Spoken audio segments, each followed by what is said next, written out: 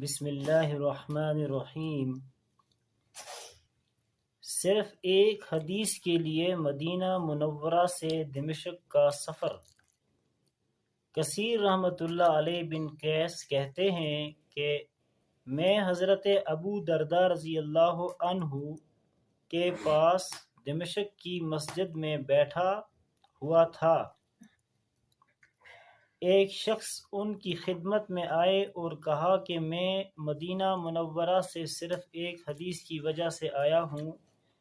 میں نے سنا ہے کہ وہ آپ رضی اللہ عنہ نے حضور اقدس صلی اللہ علیہ وسلم سے سنی ہے۔ ابو درداء رضی اللہ عنہ نے پوچھا کوئی اور تجارتی کام نہیں تھا؟ انہوں نے کہا نہیں۔ ابو درداء رضی اللہ عنہ نے پھر پوچھا کہ کوئی دوسری غرض تو نہ تھی؟ کہا نہیں، صرف حدیث ہی معلوم کرنے کے لیے آیا ہوں۔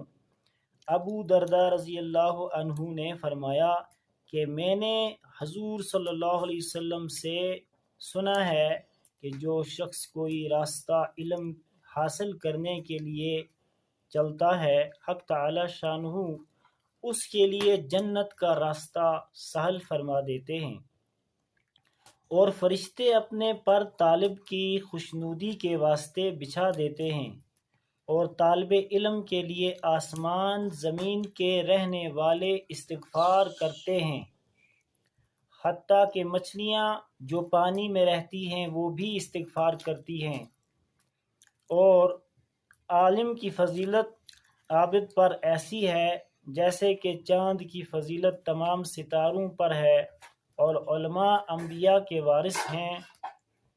انبیاء علیہم السلام کسی کو دینار و درہم کا وارث نہیں بناتے بلکہ علم کا وارث بناتے ہیں۔ جو شخص علم کو حاصل کرتا ہے وہ ایک بڑی دولت کو حاصل کرتا ہے۔ حضرت ابو درداء رضی اللہ عنہ فقہاء صحابہ رضی اللہ عنہ میں ہیں۔ حضرت حکیم الامت کہلاتے ہیں۔ فرماتے ہیں کہ حضور صلی اللہ علیہ وسلم کی نبوت کے وقت میں تجارت کیا کرتا تھا۔ میں نے مسلمان ہونے کے بعد چاہا کہ تجارت اور عبادت دونوں کو جمع کروں، مگر دونوں اکٹھی نہ رہ سکیں تو مجھے تجارت چھوڑنا پڑی۔ اب میرا دل یہ بھی گوارا نہیں کرتا کہ بالکل دروازہ ہی پر دکان ہو جس کی وجہ سے ایک بھی نماز فوت نہ ہو، اور روزانہ 40 دینار کا نفع ہو، اور میں ان سب کو صدقہ کر دوں۔ کسی نے پوچھا کہ ایسی تجارت سے کیوں خفا ہوئے کہ نماز بھی نہ جائے اور اتنا نفع روزانہ روزانہ کا اللہ کے راستہ میں خرچ ہو، پھر بھی پسند نہیں کرتے؟ فرمایا حساب تو دینا ہی پڑے گا۔ ابو درداء رضی اللہ عنہ یہ بھی فرماتے ہیں کہ مجھے موت سے محبت ہے، اپنے مولا سے ملاقات کے شوق میں، اور فقر سے محبت ہے تواضع کے واسطے، اور بیماری سے محبت ہے گناہ دھلنے کے واسطے۔ اوپر کے قصہ میں ایک حدیث کی خاطر اتنا طویل سفر کیا۔ ان حضرات کے یہاں حدیث حاصل کرنے کے لیے سفر کرنا کچھ اہم نہیں تھا۔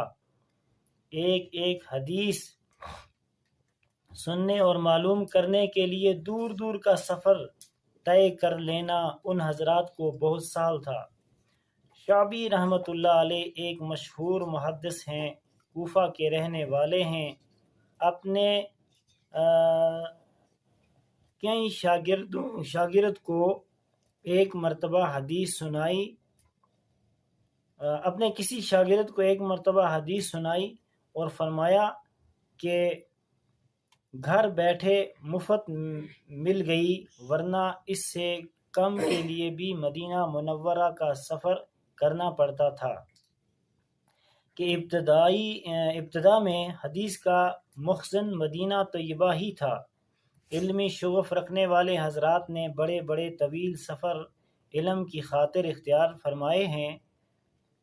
سعید بن المسیب رحمۃ اللہ علیہ جو ایک مشہور تابعی ہیں کہتے ہیں کہ کہ میں ایک ایک حدیث کی خاطر راتوں اور دنوں پیدل چلا ہوں۔ امام الائمہ امام بخاری رحمۃ اللہ علیہ شوال 194 ہجری میں پیدا ہوئے، 205 ہجری میں یعنی 11 سال کی عمر میں حدیث پڑھنا شروع کی تھی۔ عبداللہ بن مبارک رحمۃ اللہ علیہ کی سب تصانیف بچپن ہی میں حفظ کر لی تھیں۔ اپنے شہر میں جتنی احادیث مل سکیں ان کو حاصل کر لینے کے بعد 206 ہجری میں سفر شروع کیا۔ والد کا انتقال ہو چکا تھا، اس وجہ سے یتیم تھے۔ والدہ سفر میں ساتھ تھیں۔ اس کے بعد بلخ، بغداد، مکہ مکرمہ، بصرہ، کوفہ، شام، اسقلان، حمص، دمشق ان شہروں میں گئے اور ہر جگہ جو ذخیرہ حدیث کا مل سکا حاصل فرمایا، اور ایسی نو عمری میں استاد حدیث بن گئے کہ منہ پر داڑھی کا ایک بال بھی نہیں نکلا تھا۔ کہتے ہیں کہ میں 18 برس کی عمر میری 18 برس کی عمر تھی جب میں نے صحابہ اور تابعین رحمہ اللہ علیہ کے فیصلے تصنیف کیے۔ حاشد رحمۃ اللہ علیہ اور ان کے ایک ساتھی کہتے ہیں کہ امام بخاری رحمۃ اللہ علیہ ہم لوگوں کے ساتھ استاد کے پاس جایا کرتے تھے۔ ہم لوگ لکھتے اور بخاری رحمۃ اللہ علیہ ویسے ہی واپس آ جاتے۔ ہم نے کئی روز گزر جانے پر ان سے کہا کہ تم وقت ضائع کرتے ہو۔ وہ چپ ہو گئے۔